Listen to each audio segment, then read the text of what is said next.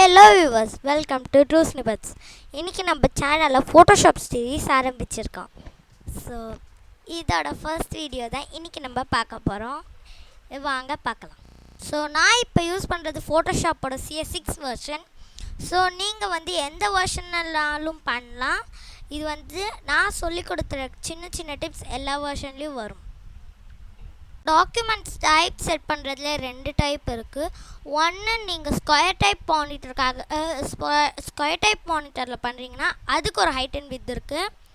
இதே நீங்கள் white screen மானிட்டரில் பண்ணுறீங்கன்னா அதுக்குள்ள ஒரு ஹைட் அண்ட் வித் இருக்குது. இப்போ ரெண்டுத்தையும் பார்க்கலாம். ஃபஸ்ட்டு ஃபைல் மெனுவில் நியூ அப்படின்ற ஆப்ஷனை கிளிக் பண்ணிக்கோங்க. கிளிக் பண்ணது இந்த இடத்துல உங்களுக்கு நேம் காமிக்கும். ஸோ நீங்கள் உங்கள் டாக்குமெண்ட்க்கு நேம் கொடுத்துக்கலாம். இந்த இடத்துல அவங்களே நிறைய ப்ரீசஸ் கொடுத்துருப்பாங்க. டிஃபால்ட் ஃபோட்டோஷாப் சைஸ் வேணுமா, இல்லைன்னா யூஎஸ் பேப்பர் அது மாதிரி வேணுமா, அப்படி இல்லைன்னா இன்டர்நேஷ்னல் பேப்பர், அது மாதிரி நிறைய இருக்கும். நீங்கள் கஸ்டம்னு கொடுத்துக்கோங்க. கஸ்டம்னு கொடுத்துட்டு நீங்கள் என்ன பண்ணுறீங்கன்னா இந்த இடத்துல பிக்சல்ஸ் அப்படின்றத செலக்ட் பண்ணுங்கள்.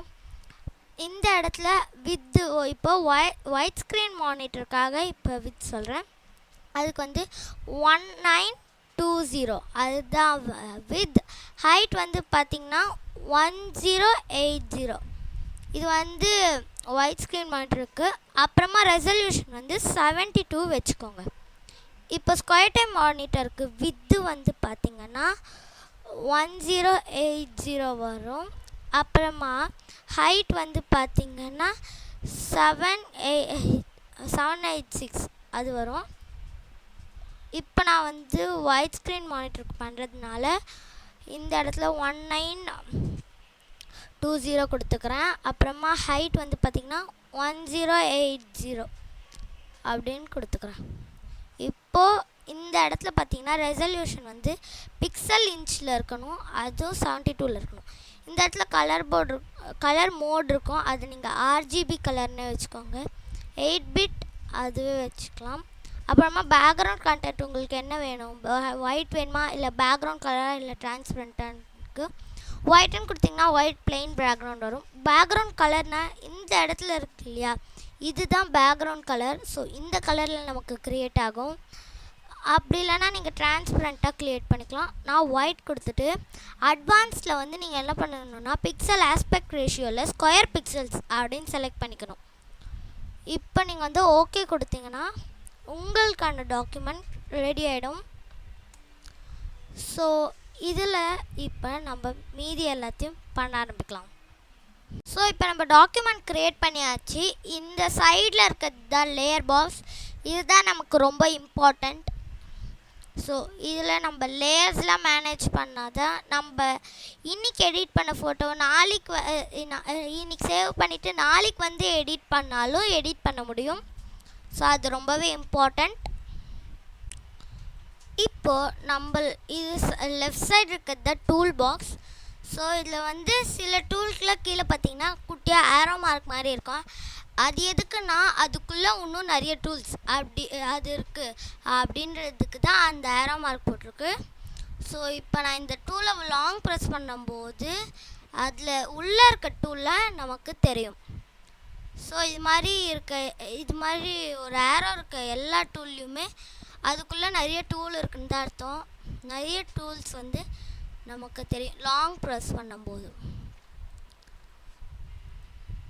ஸோ இந்த இடத்துல தான் நமக்கு கலர் இருக்கும். ஸோ இது நம்ம ஃபோர்க்ரவுண்ட் கலர்னு சொல்லுவோம். இது பேக்ரவுண்ட் கலர்னு சொல்லுவோம். ஸோ ஃபோர்க்ரவுண்ட் கலர் இப்போ பிளாக்கில் இருக்குது, பேக்ரவுண்ட் கலர் ஒயிட்டில் இருக்குது. இப்போ ஃபஸ்ட்டு நம்ம இந்த டூலை பற்றி பார்ப்போம். இது மூவ் டூல் அப்படின்னு சொல்லுவாங்க. ஒரு ஆப்ஜெக்டை மூவ் பண்ணுறதுக்கு யூஸ் ஆகும். ஸோ இப்போ பார்த்திங்கன்னா இந்த பேக்ரவுண்ட் அப்படின்னு இருக்க லேயர் பார்த்திங்கன்னா லாக்கில் இருக்குது. ஸோ இந்த லேயர் டபுள் கிளிக் பண்ணி ஓகே அப்படின்னு கொடுத்தேன்னா எனக்கு அந்த லாக் போயிடுச்சு. இப்போ நான் இதை மூவ் பண்ண முடியும். இந்த டூலை யூஸ் பண்ணி என்னால் இதை எங்கே வேணாலும் மூவ் பண்ணி வச்சுக்க முடியும். இப்போது இந்த லேயருக்கு பக்கத்தில் இந்த ஐ பட்டன் மாதிரி இருக்கு இல்லையா, இதை கிளிக் பண்ணிங்கன்னா உங்களுக்கு அந்த லேயர் ஹைட் ஆகிடும். ஸோ ஹைட் பண்ணுறதுக்கு தான் அந்த பட்டன். இது எதுக்கு யூஸ் ஆகும்னா நீங்கள் பெரிய ப்ராஜெக்ட் பண்ணும்போது நிறைய ஆப்ஜெக்ட் பக்கத்தில் இருந்ததுன்னா எது எந்த லேயரோட எது இருக்குது அப்படின்னு தெரிஞ்சிக்க இது யூஸ் ஆகும். ஸோ இப்போ நம்ம வந்து ஒரு இந்த டூல் பற்றி பார்ப்போம். இது வந்து பார்த்திங்கன்னா ரெக்டாங்குலர் மார்க்கெட் டூல் அப்படின்னு சொல்லுவாங்க. இந்த டூல் வச்சு நம்ம செலக்ட் பண்ண முடியும்.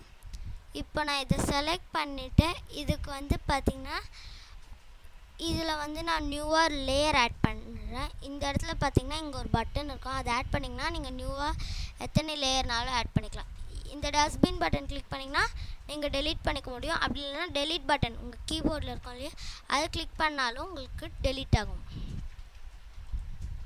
இப்போது இந்த லேயரை என்ன பண்ணுறீங்கன்னா செலக்ட் பண்ணிவிட்டு இந்த இடத்துல எடிட் மெனு இருக்கும் இல்லையா, அதில் போனீங்கன்னா ஃபுல் ஸ்ட்ரோக் அப்படின்னு 2 ஆப்ஷன் இருக்கும். அதில் ஃபில் அப்படின்னு கொடுத்து நீங்கள் வந்து பிளாக்காக இல்லை ஃபோர்க்ரவுண்ட் பேக்ரவுண்ட் கலராக அது மாதிரிலாம் நீங்கள் சூஸ் பண்ணிக்கலாம். நான் எக்ஸாம்பிள் பிளாக் கொடுத்து ஓகே கொடுக்குறேன். இப்போ எனக்கு இங்கே ஃபில் ஆகிடுச்சு. இப்போ இந்த செலெக்ஷன் போகணுன்னா கீபோர்ட் ஷார்ட்கட் கண்ட்ரோல் டியும் கொடுக்கலாம். அப்படி இல்லைன்னா செலக்டில் டீசெலக்ட் அப்படின்னும் கொடுக்கலாம். இப்போது இந்த லேயர் செலக்ட் ஆகிருக்கப்போ இதை நம்மளால் மூவ் பண்ண முடியும். இப்போது இந்த லேயர் செலக்ட் ஆகிருப்போ இதை நம்ம மூவ் பண்ண முடியும். இதுதான் லேயர்ஸ். ஆனால் பெயிண்டில் பார்த்தீங்கன்னா லேயர்ஸ்னு ஒன்று இருக்காது. எக்ஸாம்பிள் காட்டுறேன். ஸோ நான் பெயிண்ட் ஓப்பன் பண்ணிக்கிறேன். பெயிண்டில் பார்த்தீங்கன்னா லேயர்ஸ் அப்படின்னு ஒன்று இருக்காது. அதனால் இப்போ நான் ஒரு ஸ்கொயர் வரைகிறேன். இதுக்கு வந்து நான் கலர் ஃபில் பண்ணுறேன். ஸோ இப்போ நான் இன்னொரு ஆப்ஜெக்ட் எடுத்து அதை நான் இங்கே வரைஞ்சிக்கிட்டு அதுக்கு ஒரு கலர் ஃபில் பண்ணுறேன். இப்போது எனக்கு என்னால் வந்து இதை வந்து தனியாக பிரிக்க முடியாது. பிரிக்கலாம். ஆனால் எப்படி பிரிக்கலாம்னா செலக்ட் டூல் யூஸ் பண்ணி இது மாதிரி செலக்ட் பண்ணி இப்படி மூவ் பண்ண முடியும். ஆனால் இந்த ஆப்ஜெக்ட் நமக்கு டிஸ்டர்ப் ஆகுது. ஏன்னா பெயிண்டில் லேயர்ஸ் அப்படின்னு ஒன்று இல்லை. இதே நம்ம ஃபோட்டோஷாப்பில் ட்ரை பண்ணலாம். இங்கே ஒரு ஸ்கொயர் இருக்குது. இதை நீங்கள் லாங் ப்ரெஸ் பண்ணும்போது எலிப்டிக்கல் மார்க்கெட் டூல் அப்படின்னு ஒன்று வரும். அதை கிளிக் பண்ணி நான் வந்து ட்ரா பண்ணுறேன்.